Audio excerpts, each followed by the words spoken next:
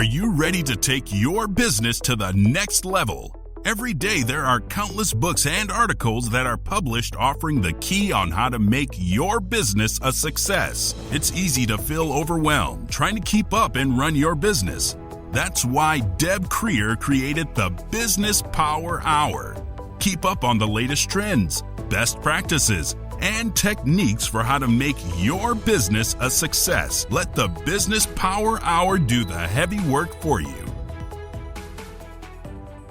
Good morning. Good morning. I am Deb Creer, and I am passionate about giving professionals the tools that they need to make themselves and their businesses as successful as possible. And I am so looking forward to talking with my guest today because we're going to be talking about something that I think probably affects more of us than we know about. And I might even be somebody that's like that. But we're really going to have a great discussion today. So please join me in welcoming Skye Waterson to our program today. Welcome, Skye. How are you? Thanks so much, Deb. I'm doing great on this Tuesday morning. Fabulous. Yeah. So let me tell folks just a little bit about you. Yeah, so it's a Tuesday morning for you, Monday afternoon for me, because you are in New Zealand. So welcome. And for people who are looking at the bio and said, hey, you've got some misspellings in there. No. You're using, we used to call it the Queen's English. Now do we have to say the King's English? But yeah. I don't know. It's New Zealand English to me. That's it. You use S's where we sometimes use Z's. And so, but yeah. So let me tell folks a little about you, and then we'll jump into this. So Skye Waterson is an ADHD strategist, coach, and founder of Unconventional Organization, a multi-six-figure business dedicated to helping entrepreneurs and executives stay focused, build consistent revenue, scale sustainably, and get their time back. After being diagnosed with ADHD during her PhD, she realized that traditional productivity advice didn't work for her brain. She immersed herself in research, testing, and refining strategies that actually helped her to stay on track. Now, she helps entrepreneurs and executives escape distraction loops and focus on what actually moves the needle, build ADHD-friendly systems that make consistency easier without feeling boxed in, scale their businesses in a way that feels sustainable, not exhausting, and step into leadership with confidence and feel in control of their time and energy. And so again, welcome, Skye. And I love what we're going to be talking about, but of course, all of your tips can apply to everybody, right? And so that's what's so important about all of this. Mm-hmm. And I will say as well, we talk about ADHD, honestly, but a lot of the people, about 50% of the people I work with are undiagnosed. Mm-hmm. They relate to the ADHD concept, right, but they might be what we consider subclinical, but still very, very relevant. Everything's relevant. Right. And then there are those of us that just can't focus. Yeah. Right. So, what I always like to start with, though, is to ask my guests how they got to where they are today. So tell us a little bit more about that. Mm-hmm. Yeah, so it's an interesting journey. I was an academic for most of my 20s and my early 30s. That was kind of what I was going to do with my life. And I got to my PhD. I had a lot of burnout in between that. So I decided if I was going to do a PhD, I was going to look into, what was happening in my brain. Mm-hmm. And so I went to the, learning center at my university. They did a bunch of different tests on me and they said, we think you should get tested for ADHD. Now, I had taught developmental psychology at that point in the university, and it just wasn't really discussed as something you could get as an adult. Right. Mm-hmm. It was a very big surprise, but it led me to doing my own research. Obviously, I had access to a lot of it, writing articles, sharing those articles with the world, and that became the beginning of the organization that we have today. And, I've since grown the business, fallen in love with business owners, people doing these really crazy and amazing things.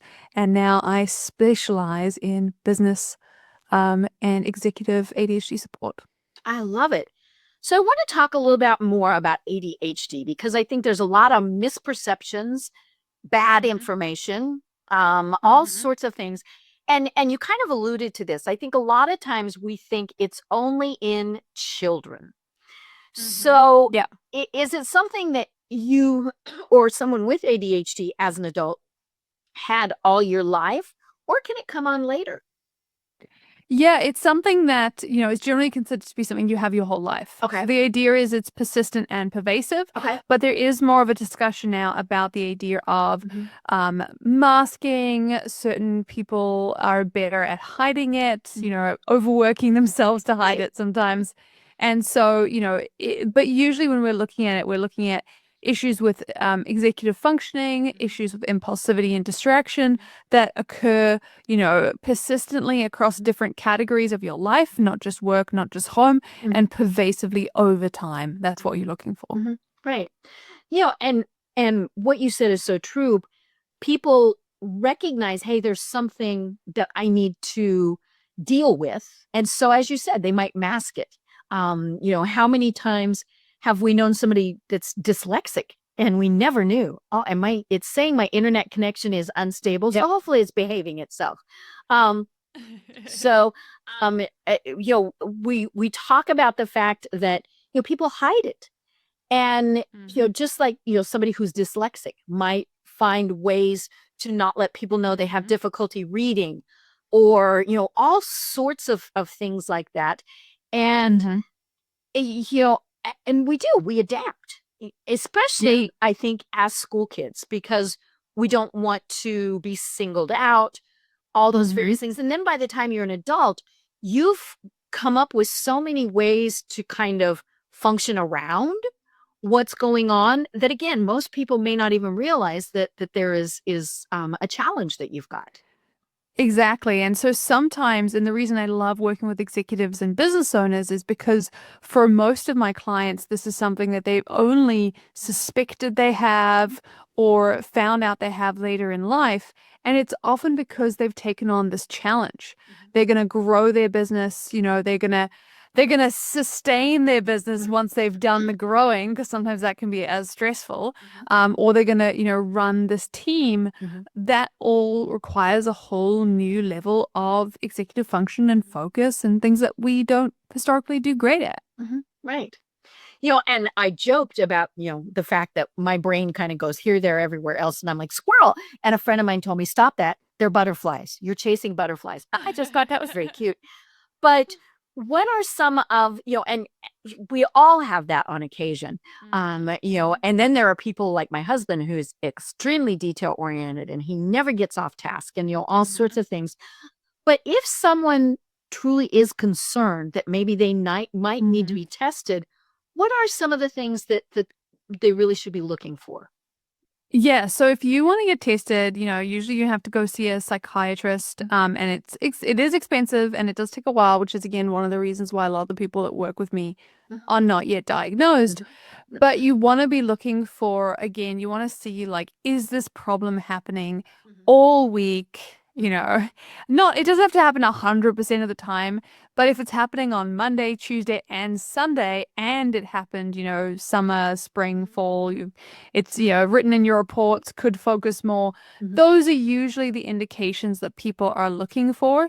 And I think the biggest misconception, and honestly, one of the reasons why I am so, like, for me personally, I share it is because sometimes, and this is even brought up in the diagnostics as well, people feel like, well, if I'm succeeding in life, if my life is not on fire, then I probably don't have this.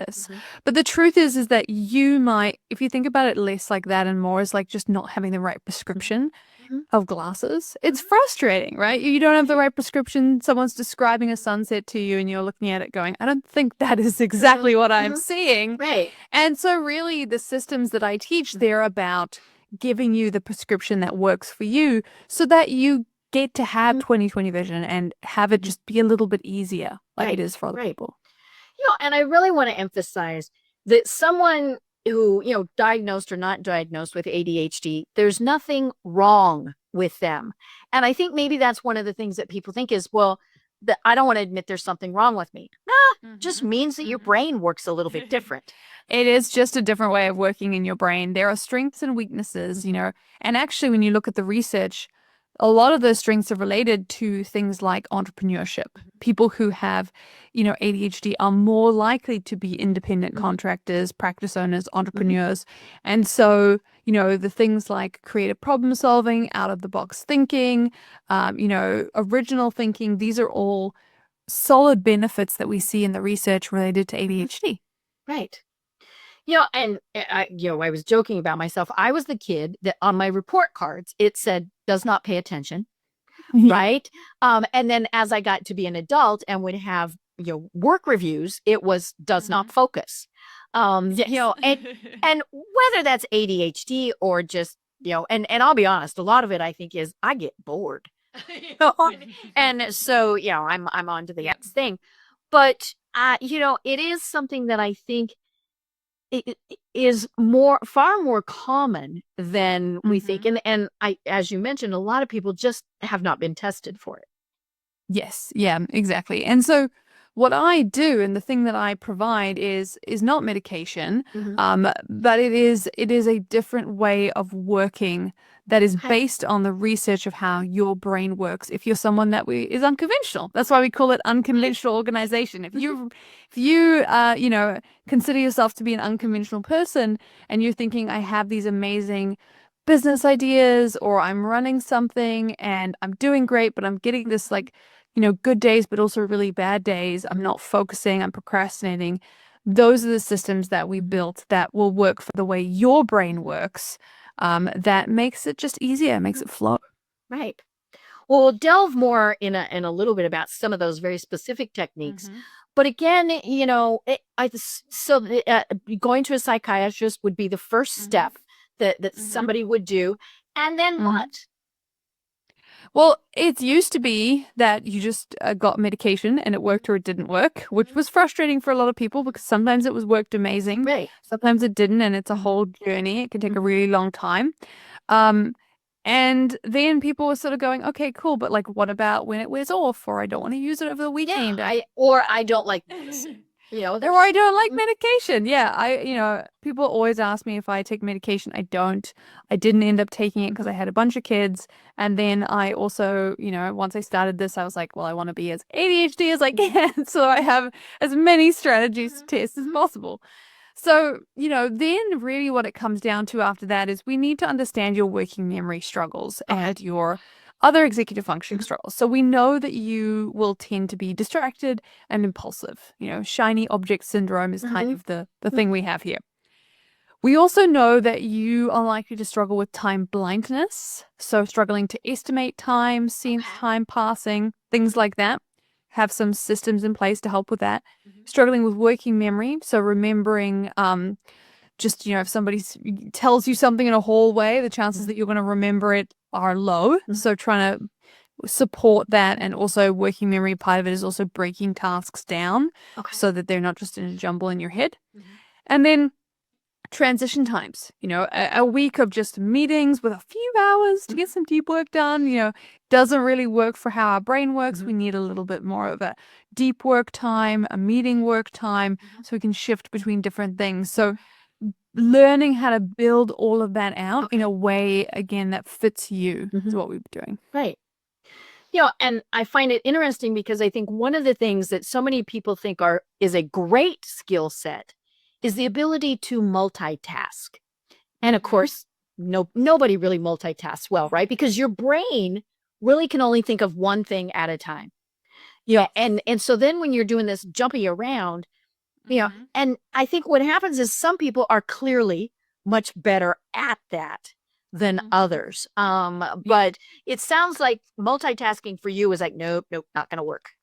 No, multitasking, not. But I will say one of the things that you might be doing that feels like multitasking is having higher stimulation in your environment than for other people. So if you're the kind of person who's like, I have my favorite comfort TV show and I put it in the background and it's my background noise, that might really be helpful. It's increasing your brain. You can focus. So they've done studies, people with, ADHD brains could do better with white noise, music without lyrics, than people who are not ADHD. So there's this sort of shift between what is multitasking and what is just needing a bit more stimulation in your environment. Right. I find it interesting that people need that kind of extra little, because what I would assume, and obviously I'm wrong on this, is that the quieter it is, the better your brain would function. But it sounds like, and obviously for some people it's like that, but for others they kind of need that little background. Yeah. For a lot of people, and this is why I say always, like, just come and let's talk about it based on the research, because often the information that is out there has not been designed by or for people who have this kind of brain. It's got a whole bunch of other random background stuff to it. I mean, the Pomodoro method is great, but it was made by an Italian who wanted to study back in the day. Like, it doesn't necessarily have anything to do with ADHD. So this idea, we're really talking about it based on the dopamine transfer deficit theory. People who have ADHD, we see they don't seem to get the same dopamine boost when they start a task compared to people who are neurotypical, because it's not connecting to the reward at the end. And so you want to kind of start a task with a bit more of a reward. And then, we talk about this idea. I've developed this idea, and I can send you the link if you want. The idea of a dopamine dial, where we say, okay, let's dial it down. So maybe you end up at silence, but you might need to start with a podcast, go down to music, then maybe some white noise, and then silence as you start working. Right. And it's funny because I like background noise and always have. And it was really, here's one of those things where somebody can say things. I had, was working in an office, and it was a big corporate office, and I had a radio on. It was at my desk. I was in an office by myself. Obviously I could reach out and shut it off when I needed to, telephone calls, things like that. And, but it was more just almost like white noise, and when I have quiet, that's when my mind does not work well. But a coworker of mine came in and informed me that it meant that I had, you're going to love this, low self-esteem. And I thought, oh no. I mean, I thought, okay, that's just, it didn't affect me at all, because I thought, no, that's silly. But, it does show that people don't always quite understand. And my husband is a quiet, he wears earplugs. I have the TV on, and, all these various things. And of course, a lot of that is just your personality. And, and I know it might be a crutch too for me, right?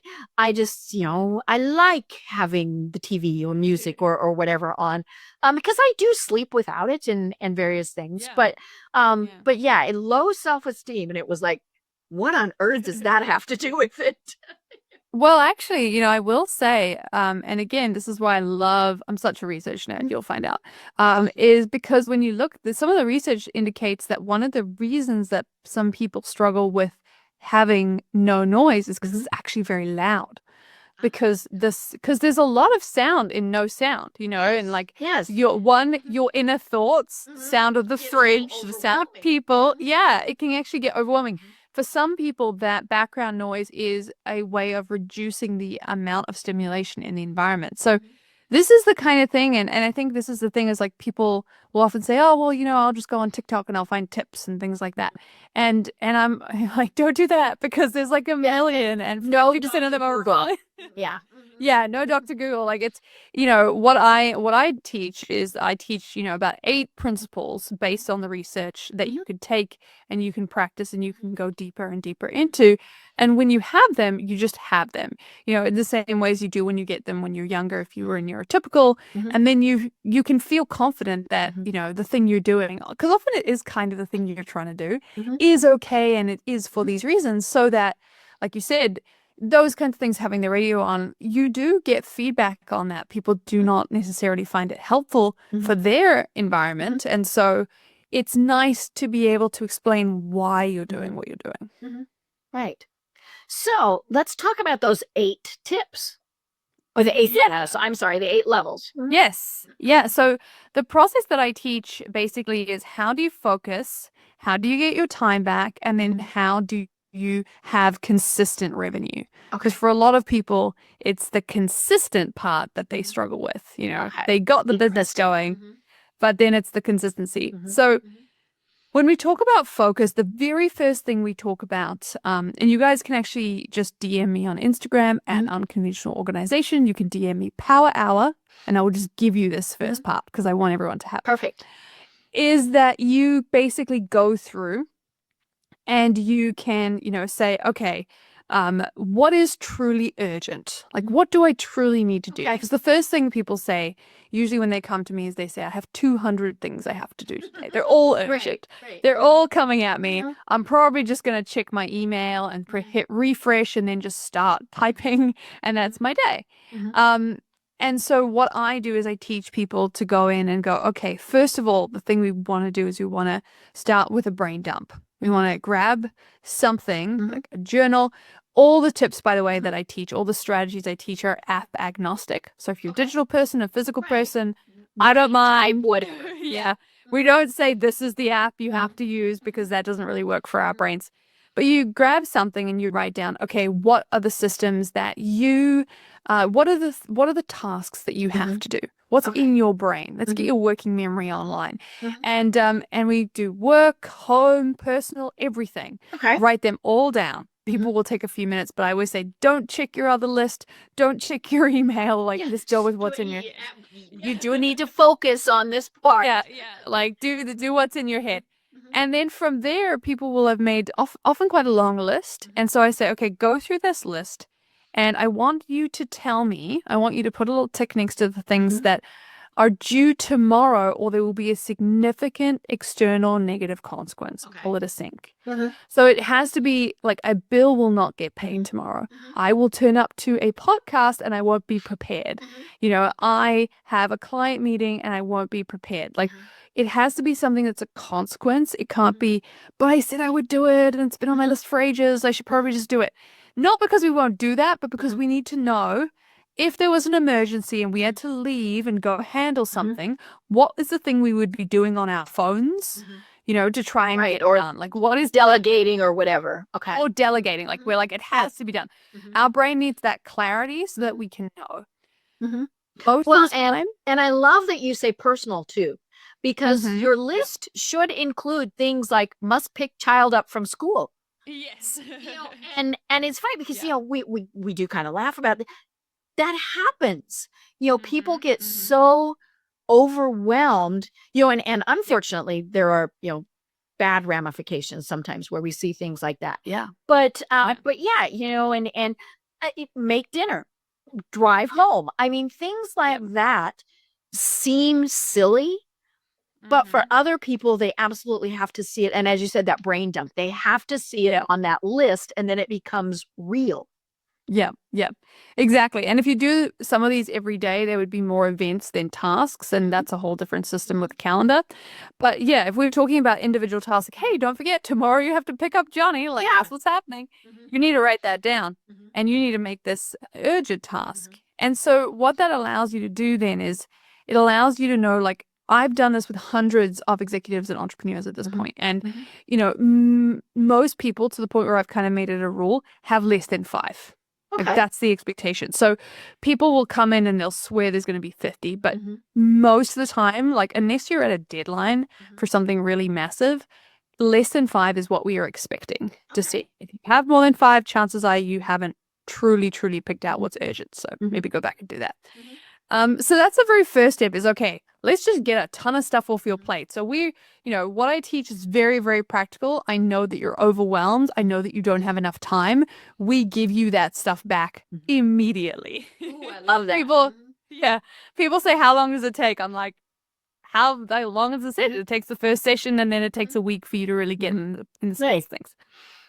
And then the next thing we want to think about is, okay, cool. Well, that's great. Now I know what's urgent. What is important? Like, what's truly needle moving for me? And then we have a system, we teach that as well around this idea of, like, and this is, again, one of the reasons I love working with business owners and executives, because you guys have amazing goals. And that's great. I want to help you with those goals. So we find out what is your goal, and then we talk about what is the 20% thing that's going to give you 80% return in your goal. And So I just can't get away from Pareto, can we? yeah, we can't. Each one is just gonna hang out. Yeah, Pareto's everywhere. Yeah, so we like Pareto. We do this, and But the funny thing is how much it applies to virtually everything. Isn't that bizarre? oh, I can't believe it. Truly, truly. See, I told you, squirrel. Sorry. No, you're good. I mean, this is what I'm used to, so this is what I do. Yeah, and people are often like, "Is this too much?" And I'm like, "This is nothing else." Um, so yeah, so we're talking about we're talking about the Pareto principle, which is that Italian guy who had a thought and it just went everywhere. But what we want to do, especially if you're a business owner, is we want to look at your data. We want to look at your research in your revenue, because you might sit here and tell me, like, I have this really cool, shiny new thing, and I have this really cool, shiny new thing. And I want to go, okay, cool. But what is the thing that's currently making you the most revenue? Right. How can we automate that? How can we build that? And that's what we want to, that's your 80-20. That's the most important thing. And usually it's like, okay, I have to hire somebody or have to do, it's like, there'll be something that you're putting off. And so this next step is, okay, identifying what it is, and then also giving you a system that'll make you actually do it. And that's the thing I teach next, is how to actually do this thing. So, again, it's like you'll come, and then in a week's time, you'll know like what's truly urgent, what's truly important, and you'll have a system in place that means you actually do it. And I've seen so many cool things. I've seen people tell me, like, I had this paperwork, it's been sitting there for years. I had people who like hadn't hired anybody, hadn't, worked on, a project that was massive, hadn't paid their invoices. I work with a lot of lawyers and people in private practices. And they did it, 6 months, 1 year. And that's why I do this. It's so cool to see people start to build that momentum. Right. And as we said at the start, these are tips for everybody. When I discovered that I could automate my invoicing in QuickBooks, the clouds parted and the angels sang. I mean, because it was one of those things where I didn't write it down, right? I didn't put it on a calendar. I didn't do any of those things. And I actually had clients that would contact me and say, "Hey, you haven't invoiced us in a while."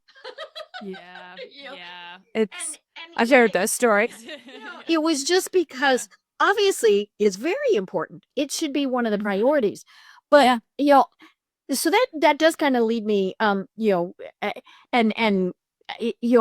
much, especially with like AI and automation and things, how has that helped an awful lot of this? It has helped. It's also a rabbit hole. Right. So what I do is I bring it into what we teach. Okay. So I have a system, for example, if you're creating SOPs, I teach people how to use ChatGPT or a basic, system to build out the SOPs, so you don't have to, we used to have to sit down and record ourselves doing a task, but sometimes you never want to look or think about the task again. And so, we want to go ahead, like the invoices, for example. So we want to go ahead and build an SOP system for that. And then I show you how to build that and how to share that with your team in an effective way that you'll also remember. Right. But it definitely has helped, especially with the automation and consistency. But the key is, I think, it's all just tools that are helping you. Yeah. If you don't put it in there and you don't use it and you don't follow it, then it's really not going to mean anything. Exactly. And so we're always thinking, and this is the same. It's kind of funny because people used to say, when apps were, a big thing, that people were like, which app do I use? Which app do I use? And I was always like, well, there are good and bad apps, and it's all about what's supporting your working memory and your time blindness, etc.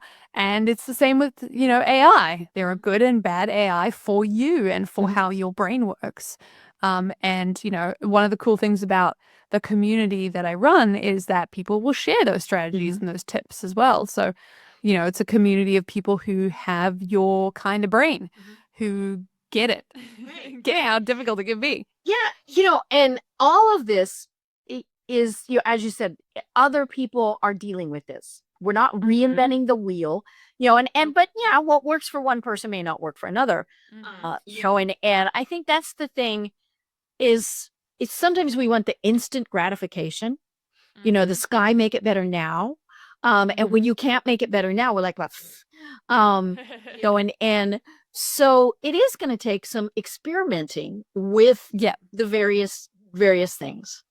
Yeah, definitely. I would say I can probably help you focus now Mhm. because that's what I do. Mhm. But when we get to like building out the consistent revenue pipeline, that is where, I will take you through the strategies. Mhm. But the thing I always say is I need you to commit to experimenting. Mhm. So I'm glad you put that word Mhm. up. I need you to commit to trying things. And then if they work, so 70%, looking at the remaining 30 and being like, that's interesting. That's information. If you have a day where everything falls apart, bringing that to me. We have problem solving sessions, private channels. There's so many ways for you to say, hey, so this day was terrible and this is why. And then you can troubleshoot it. Yeah. And I mean, we should always do that. What worked, what didn't, and more importantly, learn from the things that didn't. And was it that you allowed yourself to be sidetracked with a phone call and then that just, went from there, or, heaven forbid you turned on Facebook or Instagram and, 3 hours later, and it's funny, that is kind of one of those things. You start watching and clicking, and pretty soon you really did lose quite a bit of time. Oh, yeah. And we can say, well, just don't do it. But that doesn't always work, right? I mean, like my business is using social media to promote other businesses. Yes. It's really hard to do that without at least glancing at some of the other posts and things, right? Yeah, I actually appreciate the extent of, things like Instagram and Facebook. I do appreciate ManyChat, which I use now for conversations because it gives me a space that isn't, full of social media. And that helps a lot. Right. And and then, and it's funny because we can tell ourselves rationally, don't read all of those articles. And then all it takes is one. Right. Because it's a spiral, because there's links, and you click those links and you're like, oh, but, and so, and there are certainly things like, I love the people who say, I only check my email 3 times a day. I couldn't do that. I mean, it would just drive me nuts. Now, that said, if I tried it and it worked, then my brain should tell me, ding-a-ling, you need to do that. Yeah. Well, I mean, if your brain is neurodiverse, it might be like, don't do this. It's boring. I don't care that it worked, because that's kind of how our brains are sometimes. And so, they're like, I want the dopamine, and the dopamine is in the emails. Usually what I recommend with clients, I have something that I call the daily standard. And so when you work with me, I kind of have this like 4 things. Like if you do nothing else, just do these 4 things and it'll help you make progress. One of them is kind of going, okay, if you had a deep work period of your day, when would that be? And what would that look like? And taking you through that. So if you're the kind of person who really struggles to turn off your emails, your notifications, it's like, okay, we're not going to say you check email 3 times a day, but we are going to say you block out time in your calendar like you would a doctor's appointment, and say, this is my deep work time. This is what I'm going to do. I'm going to do my and I would turn email off. And then, I have a step into focus routine. It's a 5-step process. It starts with a reward. It's fun. It's not, you don't have resistance to it. It doesn't have that horrible feeling.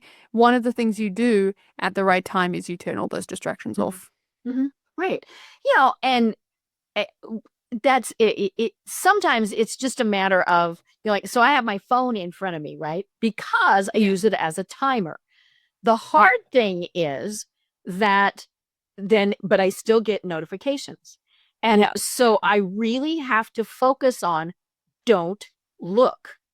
Yes. And somebody told me, and I tried this and it didn't work. And so I must have done something wrong, or, whatever, to put it into like airplane mode or do not disturb. And then you don't get those notifications. But of course, my problem is that I forget to turn it on, off, do it. Right? And then I think nobody loves me.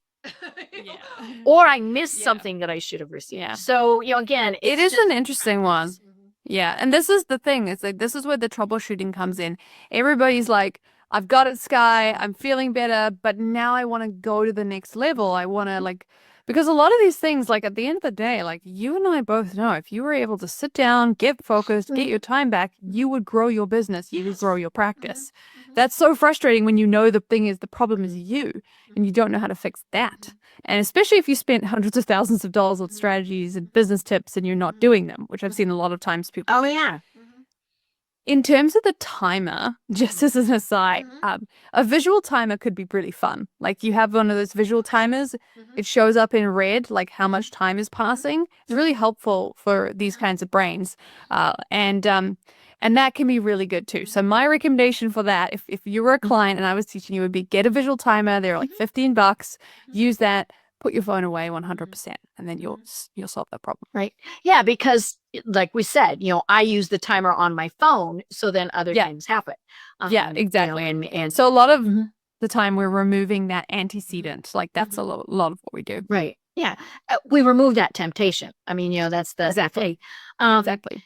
And I mean, some of the things it's, we think that, and we say they're really basic. Like, if you use whatever email program, you should, no matter what. I don't care what your brain does, turn off notifications. You don't need to, and I think the default is that they're always on. And to me, that's just incredibly distracting. Because then you either that or it's the opposite happens where I don't pay attention at all. Right. And then I miss something that I should have. Yeah, that's the tricky part. So I would say, turning off notifications is really massive. Chances are you won't, test it, see if you miss something. Right. But then also make sure that when you're working, when you're getting started on work, do something fun. Something fun, people like to read, listen to some music, watch something in the background. Like, don't be like, well, now I'm going to sit in my, white box of a room in silence and get work done, because the truth is you're an adult and you can just be like, screw this. This sucks. Yeah. I'm going to go back on email. So don't make it too terrible for yourself to do the opposite. Right. And it's funny. I typically have the TV on, like I said. But part of that, there's actually a reason for it, or I can at least tell myself this, is because it helps my eyes. And maybe it's just I'm getting older, right? To focus on something that's further away. And so you don't have as much eye strain and things like that. But I am at least disciplined enough where if I look at it for more than just a couple seconds, it's like, no, I need to. And so it's funny, what I've started doing is so I have Comcast, which is, one of the big providers here in the States, and it has music channels. So I put it up and I put it on light jazz. Somewhere I saw light jazz is one of the better things for your brain, seems to be working. And it shows a different image like every 30 seconds or so. So I can glance up at it, might show the artist if I show some wonderful. But and I found the right level of stimulation for your brain. And then let's talk about the other things. Coffee, sugar. So do you work with people on, what the heck are you putting in your body that might be causing some of these things? That's a great question. I am not a dietitian or anything along those lines, so I don't. I've worked with other people who do, and they're awesome. But I do always remind people especially when we set up the daily standard, that, especially sleep. One of the things with ADHD is, sometimes when we're testing if someone even has ADHD, the first thing we want to do is go, okay, well, do you have a sleep disorder? And then is that sleep disorder because you have ADHD, or is that sleep disorder? Right. Yeah, you got that cause of vicious it? cycle going on. Because, it is a vicious cycle. So if you're not getting enough sleep, that is probably going to that's going to create like a double ADHD effect. So number one thing I say is like, look at your sleep, look at when you're going to bed. I have a whole bedtime routine that I teach people, things like that. And then the second one is obviously like, are you getting movement? Because we know movement supports working memory. So yes, it's good for you. Yes, it makes you feel good, all that kind of stuff. But from a neurodiversity point of view, it also helps your working memory. So a midday walk can actually help you have the focus for the rest of the day. And then with food, it's just the classic, good food is probably going to help you to be your best and focus. And so it's good to try and get that in your body. But I am a snack queen. I am totally fine. If the food is a snack and it's still a good snack, then it counts. You do not have to make a full meal for everything. Right. But and especially here in the States, everybody starts their day with coffee. And I think in many ways it's a habit, right? You start your day with coffee. And it's really funny. I've started drinking natural-based coffee, organic coffee. That's it. That was the word I was looking for. And so it has no caffeine. So I still, and it's supposed to boost memory and energy, and I don't know, it costs enough that you'd think it would. But it's interesting because I haven't had caffeine in weeks. And I'm smart enough to know if I were to have caffeine, I'd probably get buzzed really fast. But so I've got that tactile cup of, thing that I'm drinking to start my day, but it's not doing the, hey, I'm going to be buzzed. And of course, more importantly, I'm not going to then crash. Yeah. I mean, it's a good question. I personally don't drink caffeine. Again, had kids, decided not to do it, and then it was so hard to get off. I was like, I'm not doing that again. And so I'm a decaf gal. But I will say, it's a complicated question because, there is indications that ADHD does improve if you have coffee at a certain amount. Okay. And that's kind of what you're doing as well if you're taking ADHD medication, which is a stimulant. So, and I'm not going to speak to that because I'm not a doctor. So this is a big disclaimer. So that's where somebody really needs to discuss and keep a journal, all those good things so you can. Yes. I would say keep a journal. But the one thing I always say to people who, if you are thinking about having these conversations, coffee, medication, etc., with your doctor is, how do you want to feel, and do you feel that way? Because if you don't, you get to have a conversation about wanting to feel that way. If you feel buzzed and tired and overstressed and understimulated at the wrong times of the day, if that's then not fun. That's not what you're not like, okay, well, I've worked with way too many people who are like, I guess this is just it for me. And it's like, no. There's titration, there's different things you can do. You can try not having coffee, like, all that kind of stuff. So definitely, it's a journey. And I would say go on the journey until you find yourself in a position where you feel like you're getting the best energy you can. Right. Now we mentioned journaling. Is that something that, because what I was thinking was, if somebody is writing down, okay, an hour after I do this happens. So is journaling really good for people to kind of keep track of what the heck is going on? It can be really good, but I also know a lot of people who, sometimes even they go to an ADHD coach who doesn't understand how the brain works and will give you a journal and say, fill this out every 15 minutes. And if they're not seeing journaling person, then it's causing more stress. So the number one thing I would say is if you are communicating, if you are trying to, write things down, it has to be a one-touch option. Okay. So I always say something that you could do while you are walking down the street with your keys in one hand and your bag in the other. You could just grab your phone or grab something. I even have this little thing called Claude AI pin, which I wear around my neck, and you can press a button and hit record and it will record you and summarize it. So AI, right? So it's all these things. But you can, it needs to be something you can press one button and you can immediately write it down. So whatever you're doing, make sure it's that. If you're pressing multiple buttons, if it's a whole process, the working memory is too much, you won't do it. Right. Yeah. So if you're stopping and finding your pen and finding your journal and all I need is a glass of water, no. Yeah. And I have totally different. It's not going to happen. It's not going to happen. Yeah. Right. And I think it's also probably important for people to understand when they are better. Like some people are morning people. Some people work better than afternoon. Yes. All of those things. Yeah, we go into that, especially once we hit that consistent revenue part of it, because the thing that can kind of mess up your revenue once you've done it is you, because it was really, really dopamine building a business. It's like, oh, I got a sale and I got another sale and that's amazing. Once sales start coming in, things start happening. Now we're talking about SOPs, we're talking about team delegation. And so you can kind of run off and be like, let's go do this. Let's go do this over here.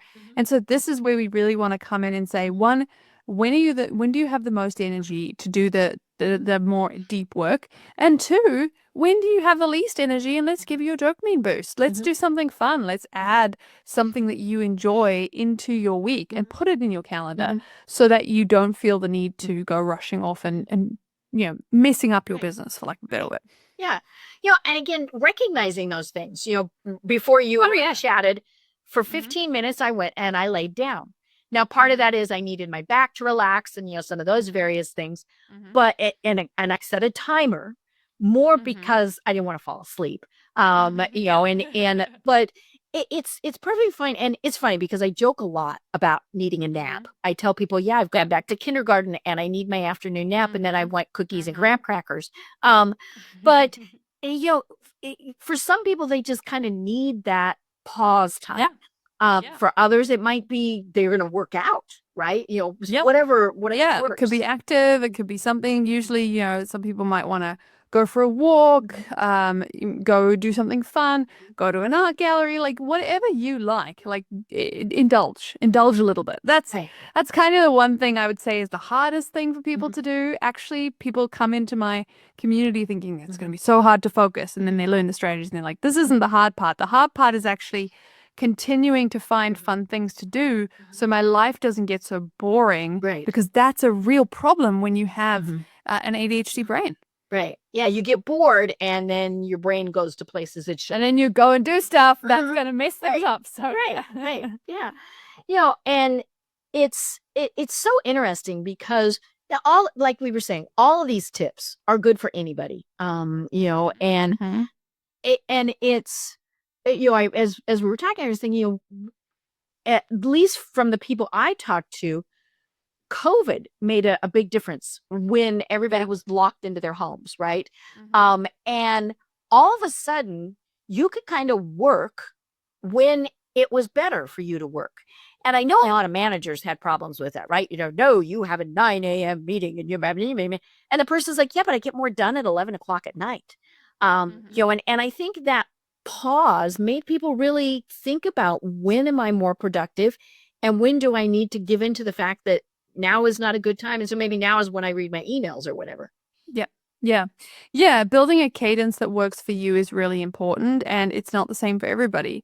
It really isn't. And a lot of what I do is teaching you how to work in a way that works for you. Like when you have focus balanced growth, it should all feel good. You should wake up and you should do work and you should get things done and you should feel good kind of the whole time. Like, I know a lot of times we're talking about this, like we have to push and we have to do these things. And it's like, yeah, but probably not as hard as you think. Right. So let's kind of talk about that a little bit more. How can we grow without being overwhelmed?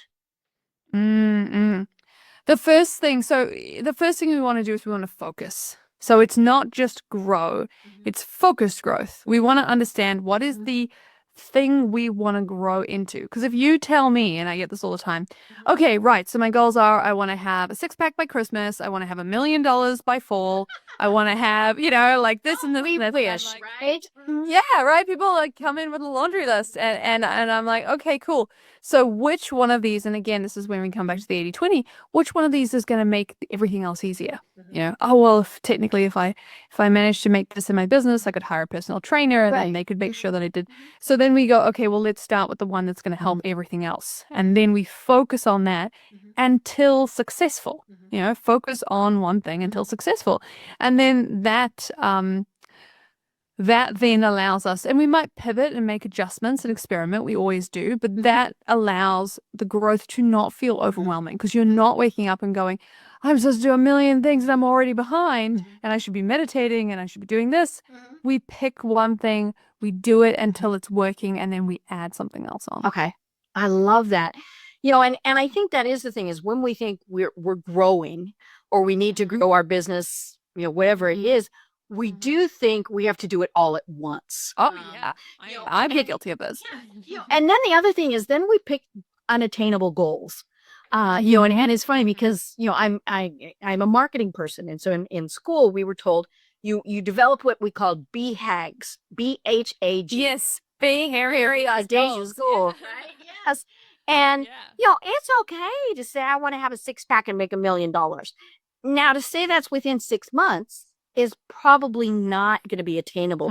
So then you're just setting yourself up, to have a problem. Yeah. If you say, I want to do that in a year, obviously that might be better. But I think it's also very important to have goals, because that sometimes seems to be the issue with some people is they're just loosey-goosey wander everywhere. Yeah. Some people are afraid to set goals, and I get it because they've failed at so many goals already. And so, when you work with me, like, we will set the goals together. Like, we will do a little double check. And we might even have, I always talk about stretching and squishing, we'll have kind of like, this is the stretch goal, this is the regular goal, this is the squished goal. If everything goes wrong, like, we'll have these kinds of flowing adjustable things where you're still making progress, but you're not necessarily having to hit every marker all the time. Right. And I love that you say these can be adjusted, because that's where, no matter what type of brain you have, when you have a problem and you run up against that wall, it's very easy just to quit. And then that causes all sorts, obviously, of other issues. And people never stop to think, well, yeah, but okay, we can't do this, but we could do this. And again, I think COVID kind of showed us some of that we'd always known. Right. And the keyword pivot. Who decided that all of these things was the word pivot? But, and it's funny. I was talking with somebody else about health issues, and I told them, I said, one of the biggest things is that I give myself the grace to honor that there are times that things just aren't going to work. And I think that's so important, is to realize, you know what, you're not a horrible person. You're not stupid, which a lot of people who have some of these challenges were told, right? You're stupid. Yeah. You're not. Your brain just works different. And I wondered how many times the people who were saying that, they were the same. But we don't need to have those little voices going on in our heads. No. And, we do get more self-criticism if you have this kind of unconventional brain, and it can become self-criticism. But it's 100%, it's just different ways of working. And to the point, even, one of the things I say to people if they go on holiday, so like a positive reason for everything to kind of shift, is don't get rid of your routines. Stretch them. Okay. Stretch them. Ooh, make them that. bigger. Okay. Yeah. Because one of the things that we find is that if you're ADHD and you take a break from any routine, so instead of waking up and doing some kind of movement and then, like the big stuff, they do nothing for 2 weeks, it's way harder to get back in. So stretch it out. Right.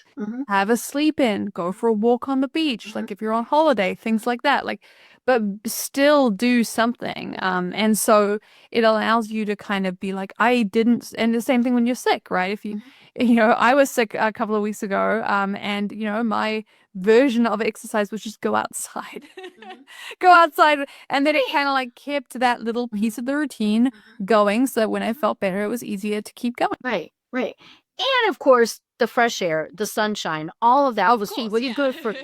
But yeah, so and we see that a lot, especially with people who have been sick. Just get out, walk. And it's funny when I've had some serious illnesses, and I literally could not walk to the end of the street. And so the thing was to do it and not to do it anyway, but to go halfway, because then you got to come back. That was the other thing. Always remember, maybe something. Yeah. And to think, okay, so tomorrow I'm going to go 10 feet further. And so, and that's kind of back to those, have goals that you can achieve. Yes, exactly. And making them adjustable, I think, has been a huge support for a lot of not just me, obviously being the one who uses all the goals systems that I teach, but also for my community, having that sense of like, okay, I'm not going to just have to hit everything every day. Because again, it's boring. Right. And things happen. I mean, that's the other thing. Yeah. And I think that's, back to what you said, we have to be able to adapt, earlier today, my internet, and it's still been a little bit cranky today, but earlier today it was really cranky. Well, then I was probably going to have to punt and do some different things. Exactly. Was it annoying? Sure. I was annoyed for about 10 seconds and then went, okay, and then you go on. Yeah, exactly. So yeah, it's again, it comes back to that idea of like it's not supposed to be that difficult. It's not supposed to be that hard. And the reason I say that is because I was the person who was burning out, between semesters and working all weekend and working all evening, and just assumed kind of everyone else was doing the same thing. Right. And I think that's it, is we all assume everybody else is like that. You mentioned vision. I had a friend who, she was, a grown adult with kids and had a vision test and realized her vision was very poor. She just thought that's how everybody saw. Yeah. And that was the thing. Yeah. And so again, there's nothing wrong. It's just different, and different is okay. Yeah. 100%. Well, oh my gosh, we've only got a couple of minutes left, Skye. So tell us, if somebody has now gone, that's me. So how do they find you, and what are the services that you provide? Yeah, so you can find me at unconventionalorganization.com with an S or a Z. I work mostly with US clients, so I've set it up for both. You can also find me on Instagram at Unconventional Organization. That one is with an S. And you can message me Power Hour, and I will give you the 2-minute focus formula to help you get your time back.